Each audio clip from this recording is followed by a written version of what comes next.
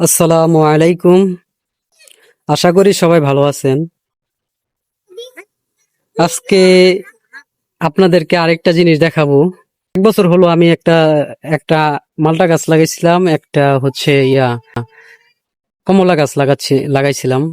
তবে আলহামদুলিল্লাহ গত বছর লাগানোর পরে একবার কিন্তু ওটা খাইছি মালটা, হ্যাঁ, তখন প্রচুর পরিমাণের হয়েছিল।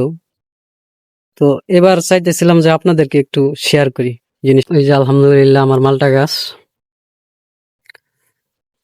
এই যে মালটা মালটা কিন্তু এটা হচ্ছে আমাদের দেশের মালটা। তবে এটা কিন্তু খাইতে কিন্তু প্রচুর ভালো, ফরমালিন মুক্ত, নিজের গাছের ফল। তবে খাওয়ার সাথে অন্যরকম, ঠিক আছে।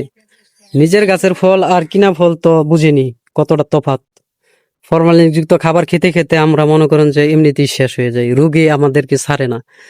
আর নিজের গাছের ফল যে তিতা হলেও, হ্যাঁ, তিতা হলেও নিজের গাছের ফল যে কতটা মজা, সেটা বলে বুঝাইতে পারবো না। আসলে আমরা আলসা করে কেউ গাছ লাগাই না, গাছ কাটতেই বেশি ভালোবাসি আমরা। আমরা কেউ চাই না যে গাছ লাগাই, দুই একটা ফলের গাছ লাগাই, হ্যাঁ, আমরা যাতে আমাদের কিনে খেতে না হয়। বিক্রি করার হিসাব বাদ, এই যে ফরমালিন দেওয়া জিনিস খেতে খেতে আমাদের শরীরের ভিতরে রোগে বাসা বাঁধছে।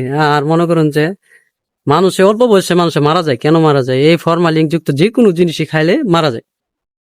আমরা সবাই আসলে চেষ্টা করব কি, আর কিছু পারি না পারি আপাতত কিছু ফলের গাছ লাগিয়ে যেন নিজেরা খেতে পারি।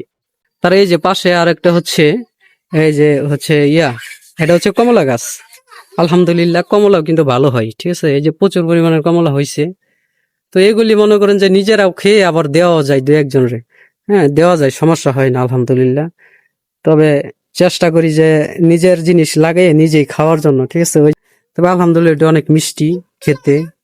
এই যে মাশাআল্লাহ আলহামদুলিল্লাহ, এই যে প্রচুর পরিমাণের হয়েছে, প্রচুর পরিমাণের হয়েছে।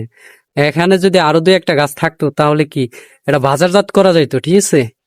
আপনারা যদি চান এইভাবে লাগিয়ে আপনারা বাজারজাত করতে পারেন, ভালো ফলন করতে পারেন, আরো যত্ন নিতে পারেন। আমার তো যেমন যত্ন নেওয়া হয় না কিছু না, তারপরেও আলহামদুলিল্লাহ পর্যাপ্ত পরিমাণের ফল হয়েছে। তবে আমরা চেষ্টা করব এক দুইটা করে ফল গাছ লাগানোর। আচ্ছা, সবাই ভালো থাকবেন, সুস্থ থাকবেন। আসসালামু আলাইকুম।